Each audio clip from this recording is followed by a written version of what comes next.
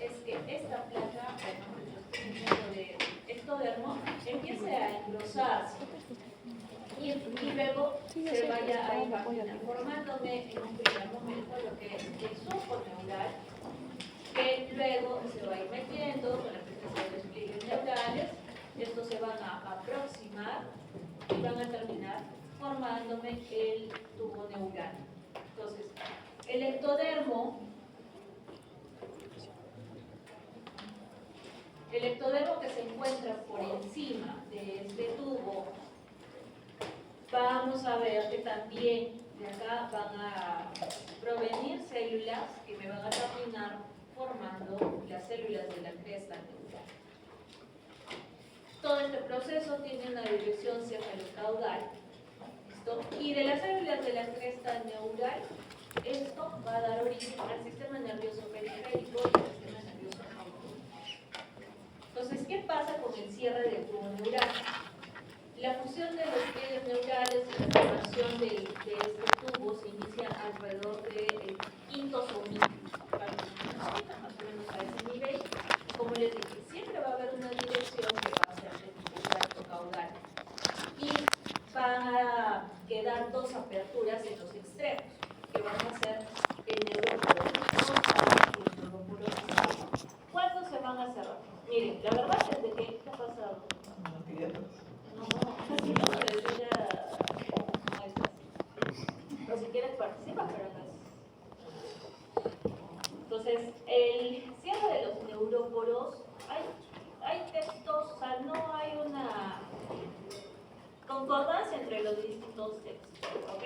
Algunos dicen un día más, un día menos, ¿listo? Pero aproximadamente es, en el caso del neuróporo rostral, el cierre se da el día 25 y el neuróporo caudal, el cierre se va a dar alrededor del día 25.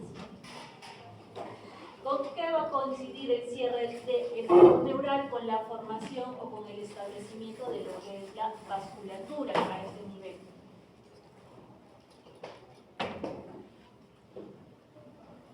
Entonces acá tenemos la presencia de los neuróporos, ¿no? Y finalmente lo que tiene que cerrarse siempre, primero el neuróporo craneal y luego el caudal. ¿Okay? Entonces, de este tubo que se está formando, vamos a ver de que la parte, la parte sólida del tubo me va a estar formando lo que son las vesículas primarias, ¿no? Las paredes del tubo lo que forman son las vesículas primarias, que ya sabemos que son el prosencéfalo, el mesencéfalo y el trombencéfalo. Y obviamente también la médula.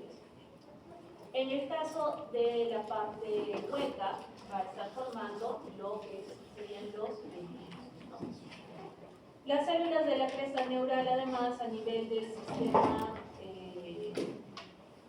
o a nivel del área cefálica, se van a empezar también a diferenciar en músculo, que ya lo hemos visto la semana pasada, en hueso, ¿no?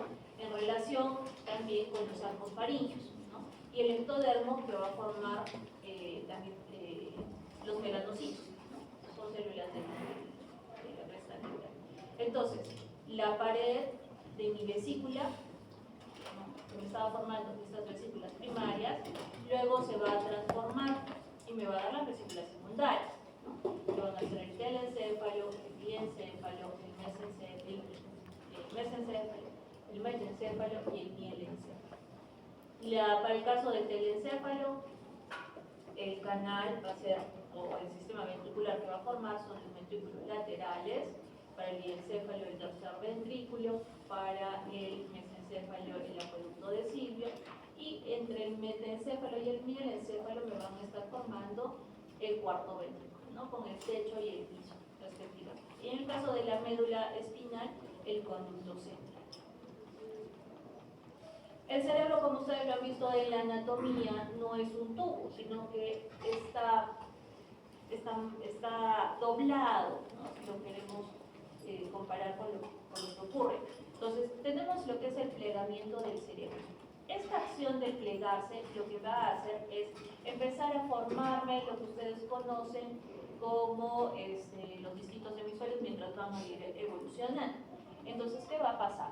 Se va a empezar el plegamiento ¿a qué nivel? A nivel de la curvatura mesencéfalica, ¿no? Acuérdense de la parte de las prácticas. Yo tengo el mesencéfalo con la curvatura mesencéfalica.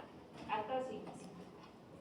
El otro plegamiento que se va a dar es a este nivel con la curvatura pontina.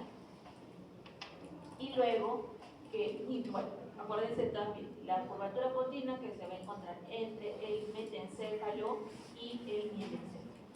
Entonces, y los hemisferios que sabemos que se forman a nivel de, o lo que es la vesícula del metencéfalo.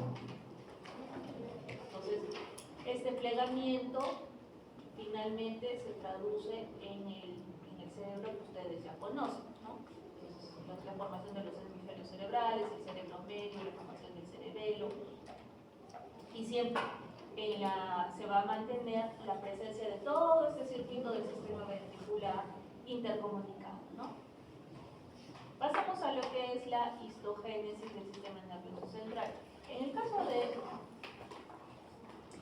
estas células, entonces nos vamos a ubicar primero, esta es la cavidad del tubo neural, ¿sí?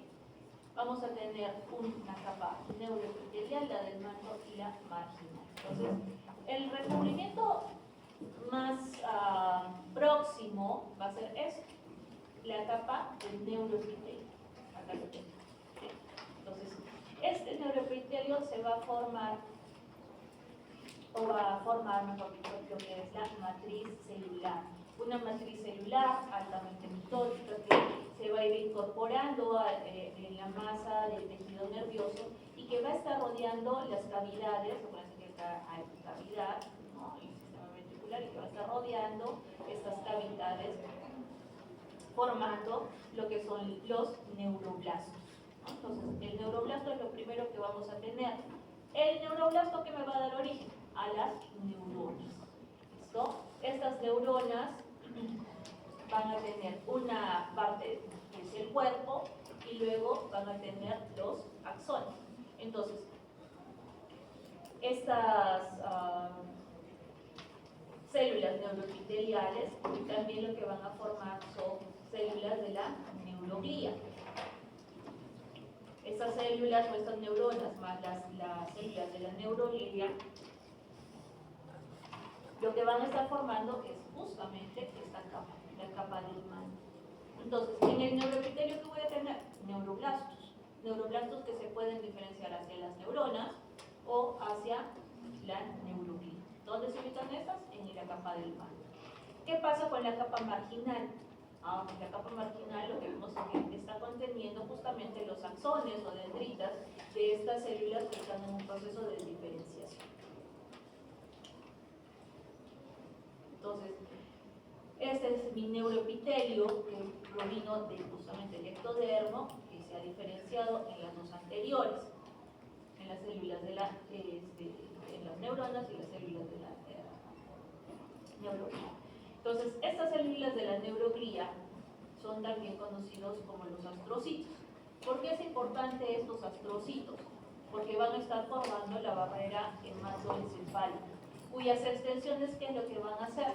Vamos a tener que entrar en contacto con estos capilares y otra extensión, hagamos una ramita que tiene que buscar el capilar al vaso sanguíneo, y otra extensión de estas hace contacto con la membrana citoplásmica de la neurona proximal. Esa es la barrera hematoencefálica. El otro tipo de célula que tenemos son los oligodendrocitos. Estos oligodendrocitos que tienen forma de huevo frito, ¿no? Y que van a estar formando la vaina de mielina del sistema nervioso central. La vaina de mielina, que sabemos que es la función más importante, va a ser en relación a la velocidad en la cual se va a transmitir la información, los impulsos nerviosos. ¿Listo? Luego vamos a tener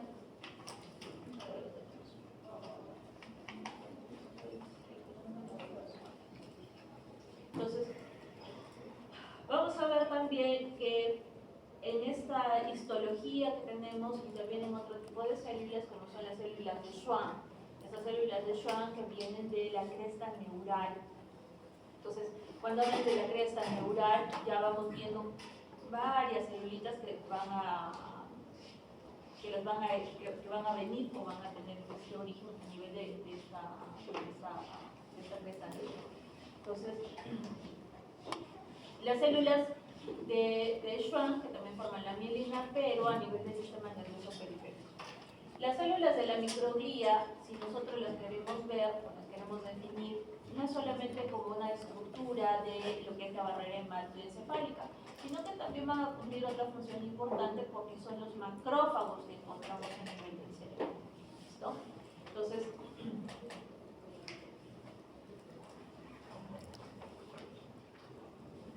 estas estructuras o estas células van a cumplir dos tipos de funciones. ¿Okay? La presencia también de estos vasos sanguíneos que nosotros vemos en el cerebro tienen también su origen embrionario a nivel de dónde. ¿De dónde se originan los vasos sanguíneos? Del mesodermo, del mesodermo. El mesodermo. Esta.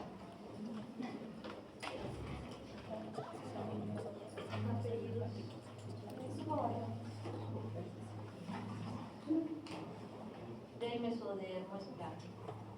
Entonces, vamos viendo cómo los distintos elementos que me van a estar formando un órgano, pues provienen del ectodermo, vienen del mesodermo. ¿Ok?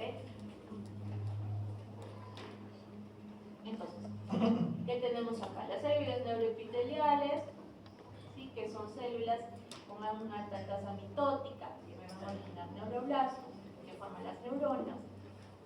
Estas células que van a formar lo que son los glioblastos, ¿no? Las células gliales y también las células epidemiales. ¿No? Tenemos que sobre todo la parte del área marginal de todo esto va a estar constituido por los axones y el cuerpo a nivel de la capa venusa. A nivel de la pared, en esta fotografía por microscopía electrónica de lo que es la pared del tubo neural, que lo tenemos, ¿no?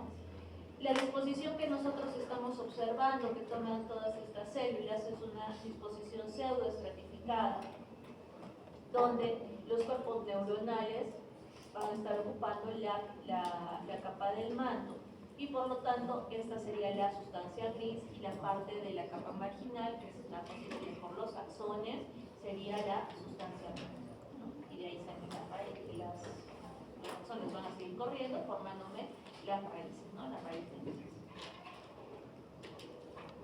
Luego, ¿qué pasa con la diferenciación del tubo neural? Tenemos el tubo neural, ya hemos hablado que tenemos primero, a nivel de la cuarta semana, que es donde aproximadamente se inicia este proceso de neurulación, vamos a tener tres vesículas primarias, prosencéfalo, mesencéfalo y el rombencéfalo. Luego, a nivel de la quinta semana, la diferenciación del prosencéfalo, del encéfalo y el diencéfalo, el mesencéfalo se queda como el mesencéfalo, el rombencéfalo se queda como el metencéfalo y el mielencéfalo y la médula sigue. A nivel de la sexta semana, ese telencéfalo empieza a diferenciarse en lo que va a ser la paleocorteza, luego el cuerpo estriado, la neocorteza, que es de donde van a derivar, o donde se va a desarrollar los hemisferios, el diencéfalo que va a formar el epi, el tálamo y el hipotálamo y el mondíbulo, el mesencéfalo que me va a formar el techo, el tegmento, los pedúnculos cerebrales, el metencéfalo que forma el cerebelo y la protuberancia y el mielencéfalo el bulbo, ¿no? La médula que sigue siendo algo que me olvidaba de mencionarles es que cuando estas células neuroepiteliales agotan o ya se van agotando en cuanto a la formación de los neuroblastos y las neuronas, recién allí es que forman las células efendimales. Es lo último en formarse. ¿Okay? A ver, acá es un poco medio complejo la formación de la médula. Eso sí lo tienen que leer con detenimiento para que puedan comprender las razas. Si tienen una buena neuroanatomía se van a dar cuenta de que es muy correcto. Entonces, sabemos que para la formación de la médula hay una organización, que es la capa del manto, la capa marginal, la capa de pelos. ¿Listo? Entonces, acá lo que vamos a encontrar es tenemos la placa del techo, la placa del piso, el surco limitante, y hacia acá, bueno, la placa alar y la placa basal, ¿no? Ubicadas esto en la capa del manto. Acá afuera, tu capa manto. ¿Sí? Entonces, ¿qué vamos a ver? ¿Qué es lo que ocurre para que la médula sea o tenga esa formación de médula que se desconoce? Que la placa del techo y la del piso, si se dan cuenta, se van a ir estrechando, se hacen más juntitas. ¿Listo? ¿Esto en relación a qué? A que va a haber un engrosamiento de la capa del manto. Entonces se estrecha la placa del techo y el piso en relación o debido a el crecimiento de la capa marginal, perdón, de la capa del manto. Entonces vamos a entender que la placa alar que me está formando el cuerno anterior, ¿qué tipo de información me lleva? Ahora sí, ¿no? Apellidos.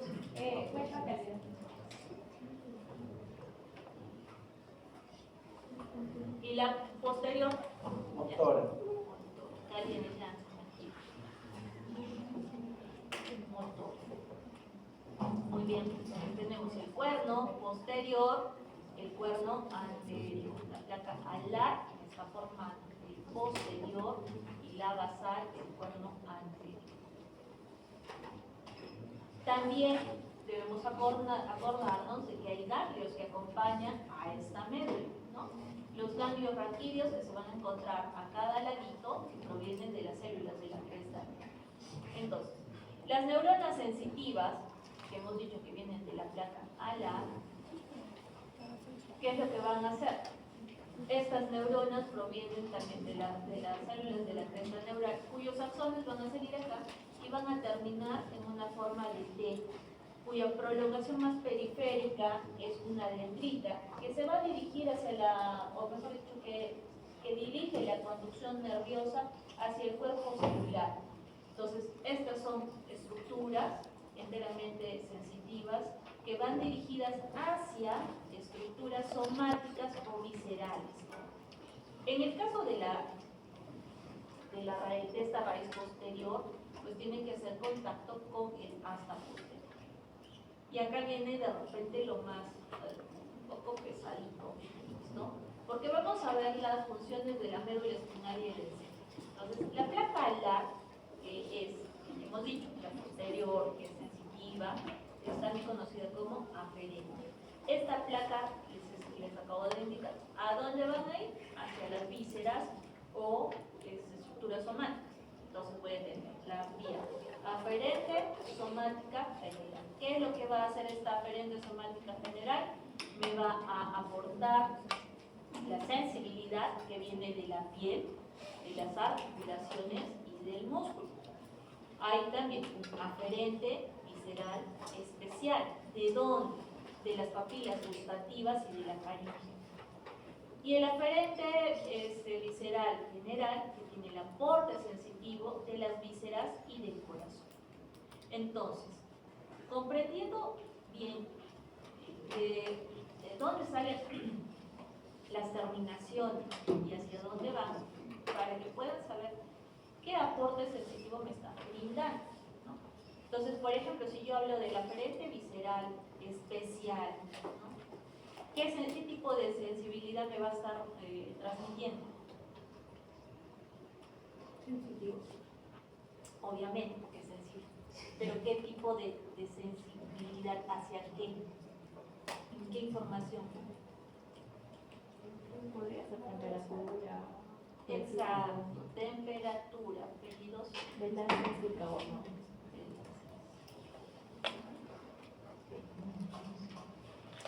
Me van a estar dándome la información de frío y calor, ¿sí? Ahorita, por ejemplo, porque yo siento que mi café está caliente, porque está trabajando mi aferente visceral especial, ¿no? Ya cuando lo sienta frío, me voy a poner de mal humor, pero me lo voy a seguir. ¿Listo? Luego, el aferente basal, la placa basal, es todo lo contrario al alar. Se acaba de un aferente, pues ahora viene un eferente.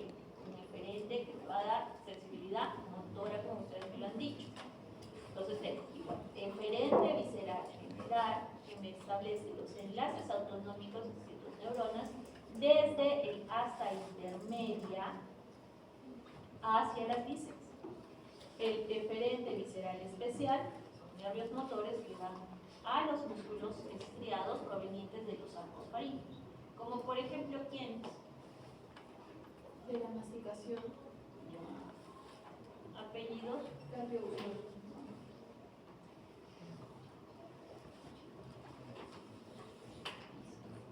Y luego tenemos el eferente somático general, que son nervios motores que van hacia el músculo estriado, diferentes de aquellos que provienen de los arcos. ¿Listo? A ver, ¿quién me puede mencionar dos ejemplos? Uno puede ser bueno.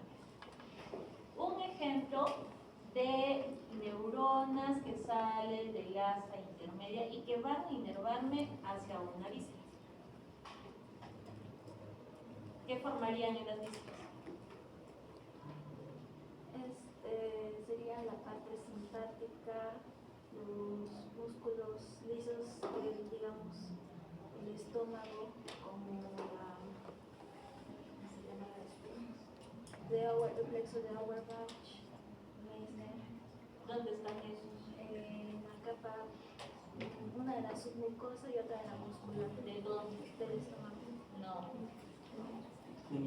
Del intestino. Muy bien. Está medio punto por el Auerbach. Apellidos. Amani Rodríguez. Le voy a dar el Auerbach en el estómago. Amani Rodríguez.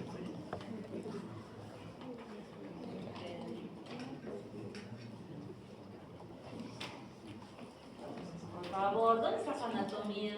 Siempre digo, entonces, el plexo de Auerbach y de Meissner, que son plexos que están justamente, cumple con ese criterio, ¿no?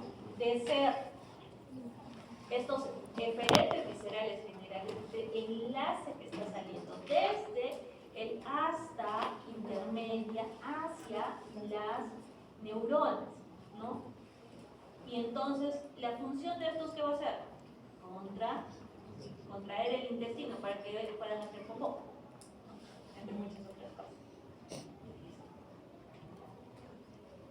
Luego, la formación de la médula a nivel de la octava semana, vamos a encontrar que ocupa toda la porción, o mejor dicho, que llega hasta casi el borde inferior del coxis, ¿no? Ustedes no lo tienen ahí, obviamente, pero cuando tenían 8 semanas, ¿qué va a pasar? Acuérdense que el embrioncito está creciendo, ¿sí?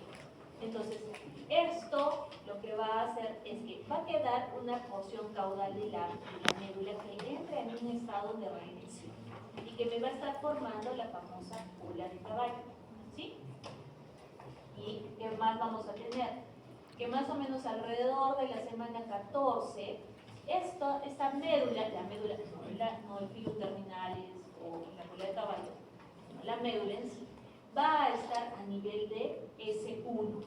Y cuando nacemos, va a alcanzar la posición entre L3 y L4. En el adulto, ¿en qué nivel lo tiene? Apellido. Condorito. ¿Qué otro condorito? L1, L2. Y ahora, ¿dónde es que se realizan las funciones lumbares? No. Entre él y Juan Exacto. Apellido. Chávez. ¿Sabes qué? Hinojosa.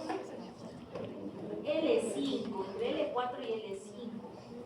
Si ustedes van más arriba, tienen la chance de agarrar y estar pellizcando la médula. Ahí sí los asesino. ¿Qué posición vamos a tener para que se aperture? Lo tengo que doblar al paciente, ¿no es cierto? Lo más que se pueda, porque eso ¿qué hace? Cuando ustedes se encorvan, ¿qué están haciendo? Que sus vértebras estén abriendo, están aperturando ese espacio para que pueda entrar la aguja, ¿no es cierto? Y pueda hacer las peles. Entonces, importante saber. ¿Y cómo van a contarlas que es un L5? ¿Cómo se dan cuenta que es L5? Entre L5 y L5. Pero ¿cuál es tu punto de referencia? La crestilla. Muy bien. Ahorita apellido la crestilla. Porque obviamente no van a sacarle una placa de rayos X y le van a poner no. ¿Sí? Todos van a tener esa terminación. La gran mayoría. ¿Ok? La gran mayoría. Diferente es, por ejemplo, hacer una punción lumbar en un niño, en un adulto y en un adulto mayor. ¿Sí? En los niños, obviamente, yo no la voy a hacer en L5. Tengo que cambiar mi postura, mi ubicación. Porque acuérdense, el nivel es L3. ¿Sí? En el caso de los más pequeños. En el caso de los adultos mayores, ¿qué va a pasar? El problema es la apertura de las vértebras. ¿Listo? Porque mientras más viejitos nos hacemos, más rígido es la apertura, ¿sí? Más difícil. En los niños nosotros, por ejemplo, cuando queremos hacer una punción lumbar, obviamente no van a estar despiertos a diferencia de un adulto, los tenemos que sedar. Entonces es mucho más fácil. ¿Sí? Listo. Luego pasamos a lo que es la mielinización.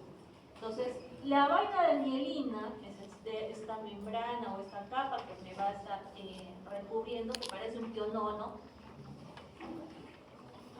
que está recubriendo los axones y aquellos axones que se encuentran por fuera del sistema nervioso central. Está constituida por estas células de Schwann, que ya sabemos se originaron de las células de la cresta neural. ¿Listo? Y se forma, por acción de los oligodendrocitos en el sistema nervioso central y en el sistema nervioso periférico son estas células de Schwann. Entonces, la mielina tiene dos cosas. Si yo la miro en el sistema nervioso central, su origen es de oligodendrocitos. Si es el sistema nervioso periférico, son las células de Schwann. ¿Okay? ¿Qué más vamos a encontrar acá? Que cada cierto segmento, ¿no? Hay como un estrechez, ¿no? Que van a ser los nodos de Ranvier. ¿Para qué sirve el nodo de Ranvier? ¿Cómo es así? Exacto, es como que tome el impulso, ¿sí? Apellido. Doctora, ¿podría repetir la función de los de Ranvier? ¿De qué? De los nodos de Ranvier. Aumentar el impulso, ¿sí? Es como que doy el salto, ¿no? Tomo potencia y de esa forma se va transmitiendo el impulso nervioso. ¿Listo? Pasamos al mielencéfalo. Ahora lo que vamos a estar viendo es la diferenciación interna de cada vesícula, ¿ok? Entonces, acá que tenemos la placa del techo, la placa basal, vaya acá, el surco limitante, la placa alar, que es muy diferente, o sea, la estructura o la arquitectura que están viendo es muy diferente a la que han visto en medio. Esta vez es mucho más fácil, ¿no? Para los vesículos puede ser un cachitín más complejo, pero a ver. Entonces, tenemos las placas alares, que son las posteriores, las placas basales. Entonces, se tiene que dar un plegamiento también.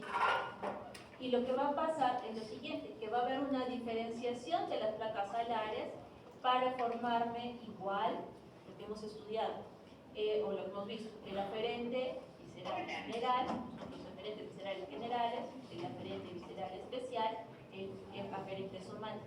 Y en el caso de las placas basales, ¿qué me va a formar? Igual, ya los eferentes, ¿no es cierto? El eferente visceral general, el eferente visceral especial, acá tenemos al par 9, al 10 y al 11, y el eferente somático con el par 12. También vamos a encontrar acá en el mielencéfalo la formación del núcleo de la oliva. Eso ya ni siquiera lo voy a repetir, porque asumo que en neuroanatomía les habrán enseñado la función de los núcleos, un montón de núcleos pequeños. Y también vamos a ver la formación del plexo coroideo hacia el espacio del piso del cuarto ventrículo. Más adelante ya les explico cómo se forma ese plexo. ¿Listo? ¿Qué pasa con el metencéfalo? Vamos a encontrar otra vez, ¿no es cierto?, lo que son las placas alares, las placas basales. Placa alar forma área eferente. El eferente somático del octavo, el eferente visceral especial del quinto y del séptimo, el eferente visceral general. En el caso de las placas basales, tenemos el eferente visceral general, el eferente visceral especial para el quinto y para el séptimo, y el eferente somático para el par 6. ¿No? A ver, este sexto par, ¿a quién me enseña? Ya, a ver. Ya El músculo recto lateral del ojo. Ya está. Apellidos. González Pico.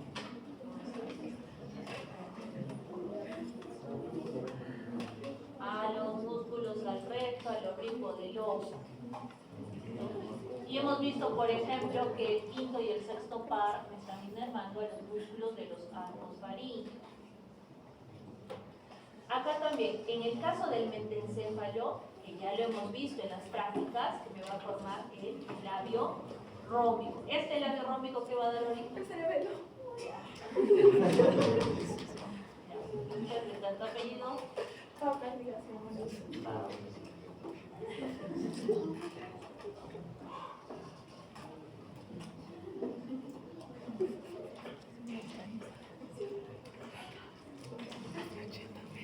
Entonces, el labio rómico, que lo que me va a dar el origen es al cerebelo, ¿ya? Y pasamos justamente a eso, lo que es el cerebelo. Entonces, este cerebelo, que lo tenemos acá, se va, o digamos que una de las características más llamativas que tienen estas células del labio rómico es su gran capacidad de multiplicarse, su gran actividad mitocondrial. ¿Listo? Entonces, la sustancia gris la vamos a encontrar a nivel de la corteza, ¿verdad? Y la sustancia blanca que se encuentra en la porción central y en la parte central. ¿Qué es lo que va a pasar? La actividad mitótica que les estaba hablando de estas neuronas hace que se desplacen a través de la sustancia gris y pasen hacia la parte marginal y que vayan a quedar por fuera de esta capa marginal. Algunos de los neuroblastos de la zona intermedia de las placas alares lo que hacen es migrar hacia la zona marginal y diferenciarse justamente en estas neuronas que nosotros vemos, las neuronas de la corteza cerebelosa. Algunas de estas también van a dar origen a ciertos núcleos, que ya ustedes los han visto, como son el caso de los núcleos dentados, ¿no?, del núcleo continuo, de los núcleos cocleares, vestibulares. La capa intermedia va a tener lo que es las células de Purkinje, que lo vamos a ver. Y acá lo interesante es, ¿por qué toma? Ustedes cuando han visto el cerebelo se dan cuenta que está formado por hojas, ¿no es cierto?, que parece un líquido. Eso es justamente por lo que les estaba diciendo. La gran actividad mitótica hace que crece y prolifera y prolifera. Entonces, primero era como una masa, ¿no?, donde las células de la sustancia blanca empezaron a crecer, a proliferar, y entonces se forman estos plegamientos, ¿no?, para finalmente darme origen a esa forma de líquido.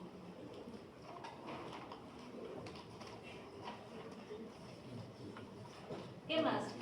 Eso falta. Vamos a tener que hacia la cavidad, ¿no?, este es mi cuarto ventrículo, hacia la cavidad encontramos el plexo coroideo. Este lo vamos a ver principalmente a nivel del techo del cuarto y va a estar cubierto por una membrana. ¿Qué es esto? ¿Cuál es esto?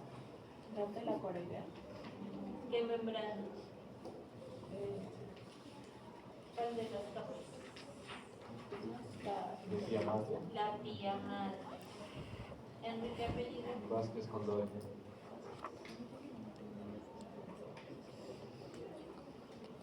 La pía madre es la que está recubriendo el plexo coroideo. ¿Listo? Entonces, que sí, en la parte inferior forma la tela coroidea. Bueno, ya, por haberme dicho tela coroidea, apellido, pero el origen es la pía madre. ¿Listo? Entonces, tiene ese recubrimiento de la madre, que son células mesenquimales, y que en la parte inferior, como les dije, se está formando la tela coroidea, la cual se impagina, y finalmente ya se empieza a diferenciar el plexo coroideo, que si nosotros queremos tenerlo por concepto, es simplemente una estructura vascular, ¿sí?, que su principal función es la producción de líquido cefalorraquídeo. Sí, es demasiado fácil, hasta un niño de 4 años sabe que el plexo produce el líquido cefalorraquídeo. Preguntarle si eso sería insultante. Así nos hicimos ustedes son demasiado inteligentes. Entonces, vamos a ver que se tiene que producir este líquido cefalorraquídeo, pero también tiene que haber puntos de salida. Y entonces van a ver la aparición de estos agujeros, ¿no?, que son evaginaciones que se rompen y forman un huequito, que van a ser los agujeros de Ruschka y de Mayer. ¿Listo? Que lo que hacen es permitir la salida de este líquido cefalorraquídeo hacia la subaracnoides. ¿Y cuál es la función del líquido cefalorraquídeo? ¿Por qué nosotros tenemos que tener este líquido en el cual va a estar inmerso el cerebro? Porque no les voy a preguntar eso, no, porque si es que no tuviéramos el líquido cefalorraquídeo, con cada paso nos estaríamos estampando el cerebro contra el hueso. Entonces es un sistema de amortiguación. ¿Listo? Por eso es tan importante que haya la cantidad necesaria, ni más ni menos. Si yo tengo exceso de líquido cefalorraquídeo, también eso es comprimirme el cerebro, ¿no? Y si no tengo, pues simplemente ¡pum!, viene y simplemente va a haber daño cerebral a causa de no tener esa piscinita dentro de la cavidad cerebral. Entonces, esta es la vista que nosotros tenemos del mesencéfalo, el metencéfalo, ¿no?, y el mielencéfalo. El metencéfalo con el techo del cuarto, el mielencéfalo con el piso del cuarto. Acá encontramos el labio rómico, que es de donde se va a formar el cerebelo, las placas basales, las placas alares y la salida del motor ocular externo. Entonces ya hemos hecho mieles, ya hemos hecho metencéfalo, ahora nos toca hablar del otra vez, ¿no? Placa alar, placa basal, surco limitado. Entonces, esta placa alar va a diferenciarse en lo que son los folículos striados, ¿no?, o lo que van a ser los tubérculos cuadrigéminos posteriores. ¿Con qué tiene que ver el cuadrigémino posterior?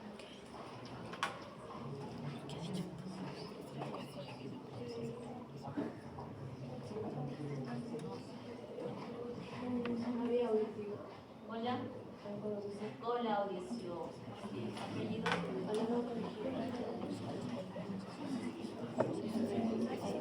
Y en el caso de la placa basal, me va a estar formando el eferente somático para el tercero y el cuarto. En el caso, por ejemplo, del tubérculo cuadrigémino posterior, pasa todo lo contrario. Perdón, con el anterior es visión, y el posterior que va a ser la audición.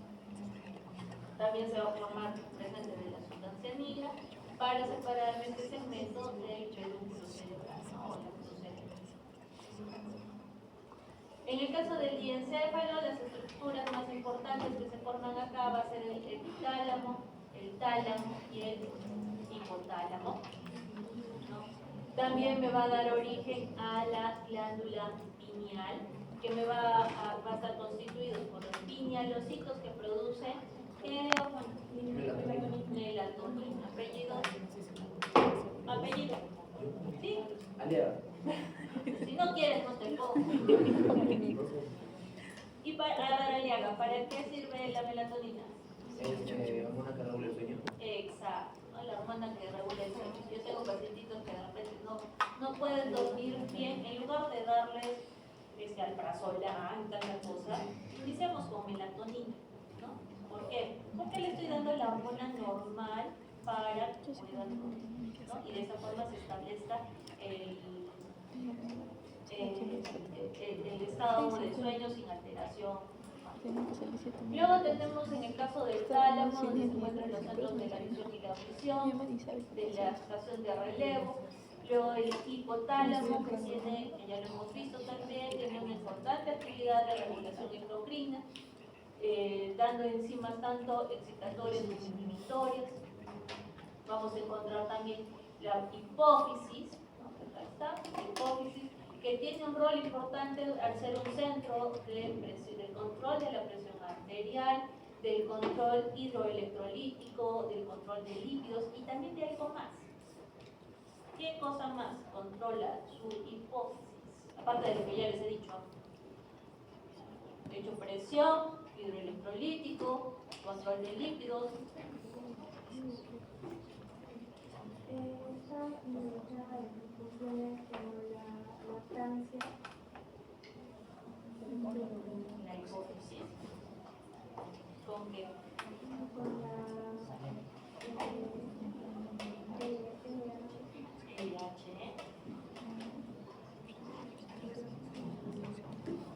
¿Cómo es?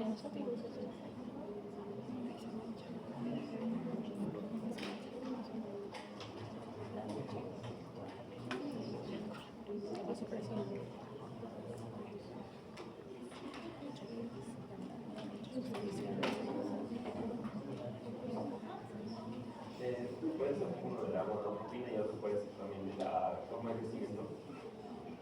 Ya. Apellidos. Sapanavita. ¿Apellido? Sapanavita.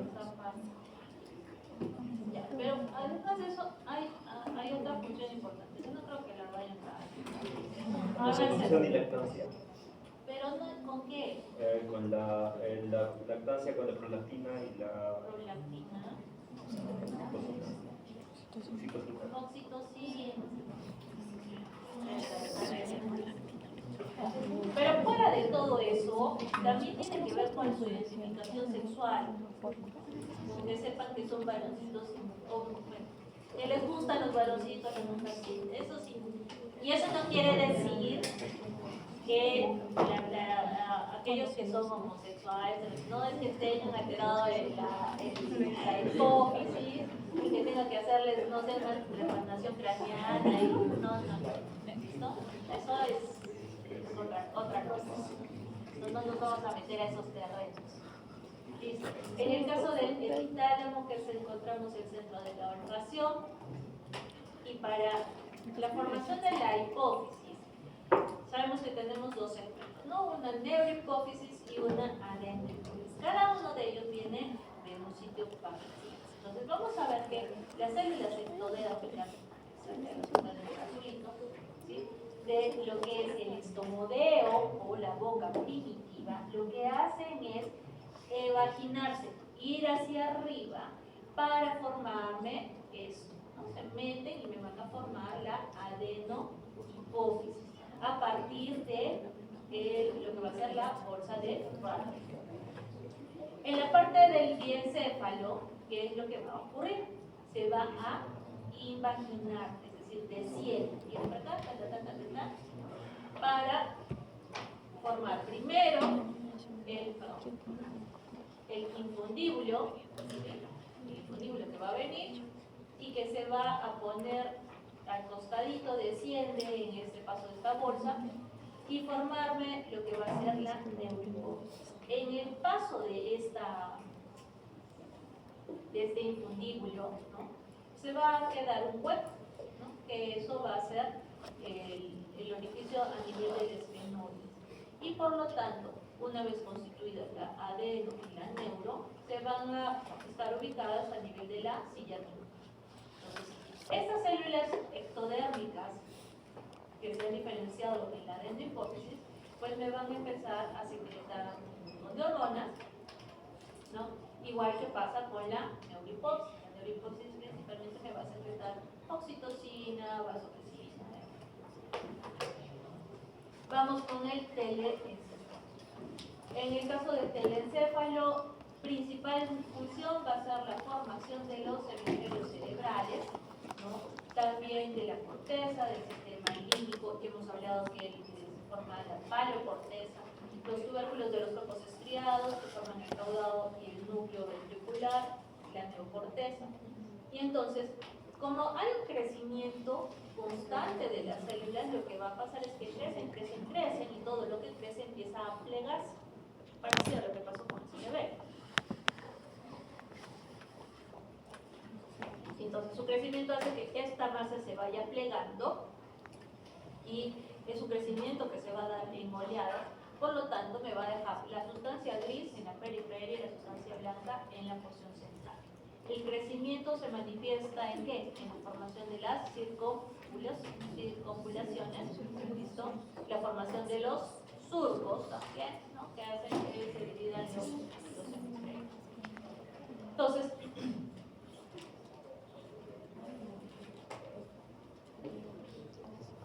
esto es más de formación del plexo coroideo, que también lo encontramos en el diencéfalo, ¿no? La presencia de la corteza, el núcleo caudado, el núcleo lenticular,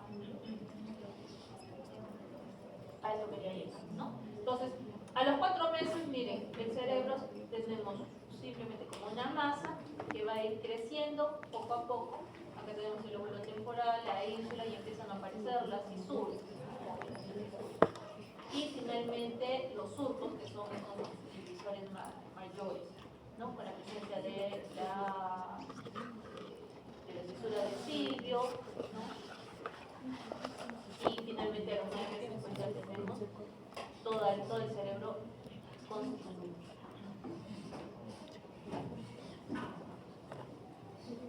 Entonces, en el caso del telencéfalo, los ventrículos que hemos mencionado son los ventrículos que se van a ir comunicando con el resto de ventrículos y los Vamos con las malformaciones congénitas. Entonces, cuando hablamos de malformaciones, quizás la que más frecuentemente hallamos es la espina bífida, ¿sí? Es la que más hablamos. Entonces, la espina bífida se va a producir porque hay un fallo del cierre a nivel del neuróporo caudal. No se logran formar, están viendo acá, los arcos neurales, y entonces se mantienen abiertas las espinas. En el caso de la espina bífida también puede ser una espina bífida oculta, ¿sí?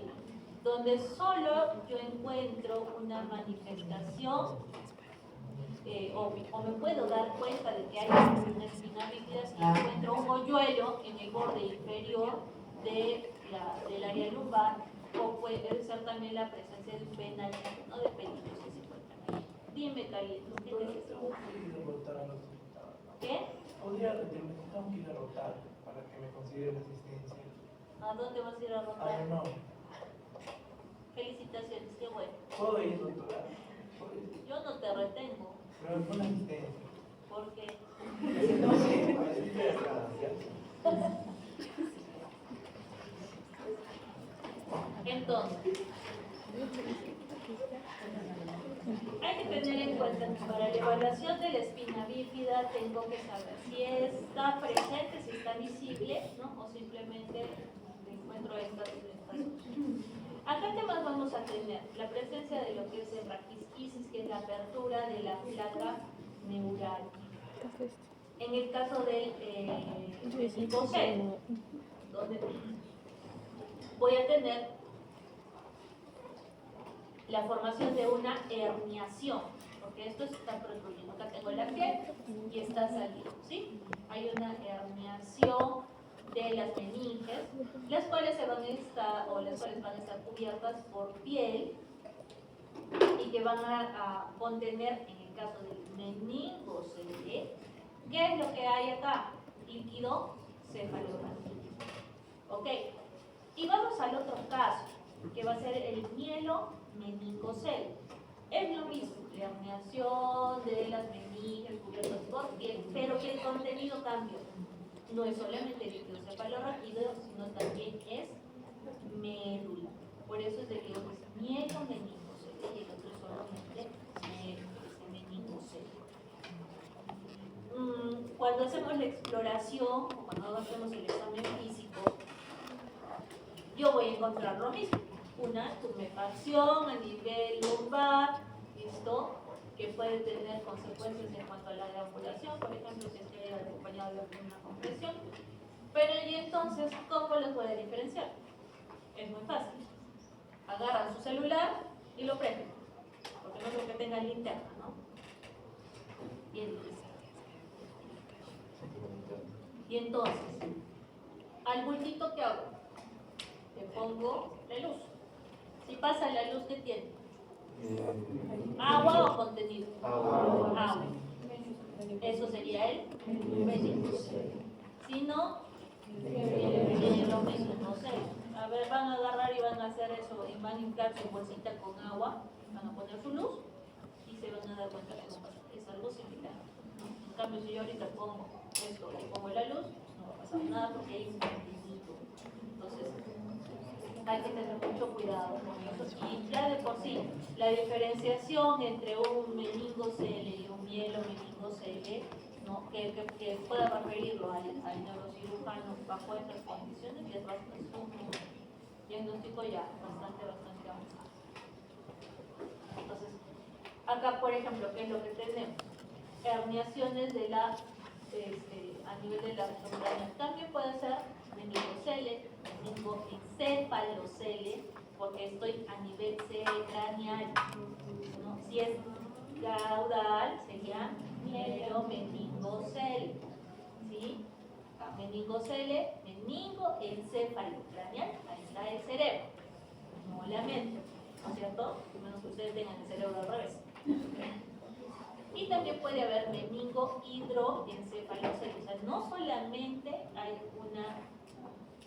un problema de que haya líquido cefalorraquídeo, sino que hay una obstrucción en estos pasajes, en estos conductos de Luschke y de Magendie, o la producción de líquido cefalorraquídeo, que hace que se acumule, que se llene.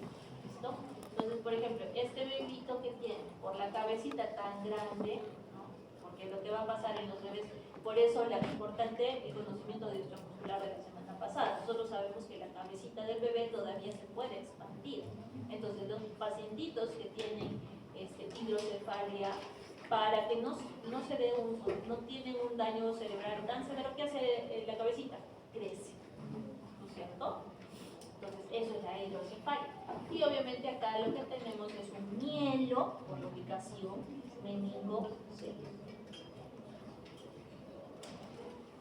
En el caso de la craniosquisis, ¿no? Craniosquisis, ¿qué significa? Que no se cerró la placa neural, pero a nivel craneal.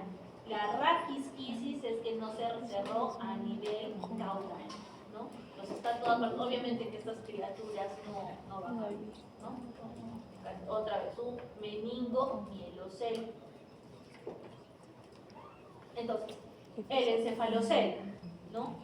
Encefalocele, ¿por qué? Porque uno está en la porción craneal, y el contenido que voy a ver acá es encéfalo, ¿no? El cerebro se le está saliendo a esta criatura a través de esta herniación. Encefalocele, en este caso frontal, ¿no? Un meningocele occipital, ¿no? Igual. ¿Por qué meningo? Porque habremos hecho el examen de transiluminación y encontraremos solamente presencia de líquido, más no de encéfalo, ¿sí? Si no sería un meningoencefalocele occipital. ¿Y qué es esto? Lo que tiene en la pancita. Onfalocele. ¿Apellido? Alcocer. el onfalocele, que cuando nosotros hace digestivo, que es la próxima del sistema nervioso periférico o función, es de la tercera fase, que nos toca ver la diferencia entre el onfalocele, a qué nivel se encuentra, ¿no? Entonces, esta criatura, por ejemplo, tiene varias malformaciones, ¿no? Miren cómo está la formación del oídito, eso no es normal, ¿no? Y existe ahora, no sé si ustedes habrán escuchado, la oportunidad que nosotros tenemos de tratar ciertas patologías intraúteros. En Lima, por ejemplo, un compañero, un amigo de promoción de la universidad, se dedica a hacer cirugía intrauterina. Entonces, si yo lo detecto estas lesiones a tiempo, también las puedo solucionar. Obviamente, esto no lo voy a solucionar, porque simplemente debe tener otras malformaciones incompatibles con la vida. Pero yo puedo agarrar, y por ejemplo, en los controles de la gestante, voy a observar estas características para dar información a los padres. ¿Listo? Entonces, por ejemplo, esta es una ecografía donde estamos viendo la cabecita del bebé. Estos son los ventrículos, miren. Parece un corazón, pero no, son ventrículos. ¿Listo? Así de grandes son sus ventrículos. ¿Qué pasó? Ese bebé está llenándose de agüita, ¿no? Sus cavidades, pues va a tener un problema de hidrocefalia. Entonces, esto puede evolucionar a muchísimas cosas, ¿no? Pero ya yo le puedo decir a los papás, mira, sabes que tu pequeño tiene este problema, ¿no? Informarles con anterioridad para irlos preparando para ver cómo está evolucionando este problema, ¿no? Entonces, acá, fetitos que han nacido con el encéfalo afuera, ¿no? Y la presencia del encéfalocele.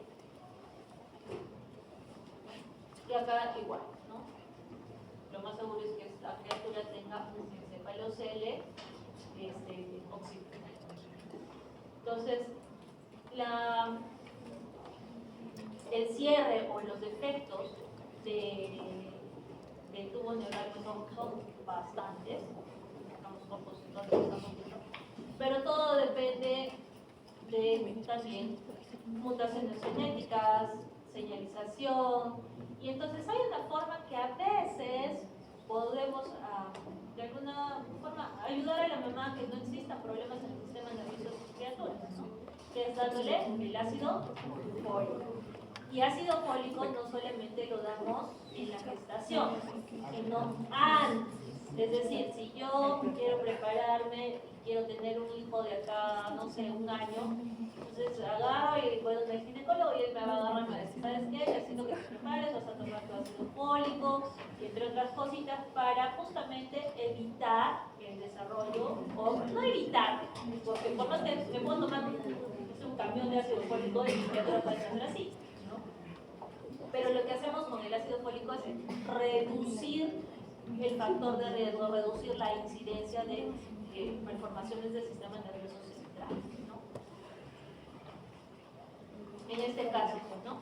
Lo que les estaba diciendo, la hidrocefalia, tan clarita, ¿no? Estos niños que no es que sea cabezón, sino de que en la cavidad cerebral se puede expandir por la presencia de este líquido cefalorraquídeo, que puede estar siendo, o mejor dicho, puede tener una producción normal y que los orificios estén obstruidos, o que la producción sea tan grande que sobrepase la salida de los agujeros. Muy bien. Hasta acá.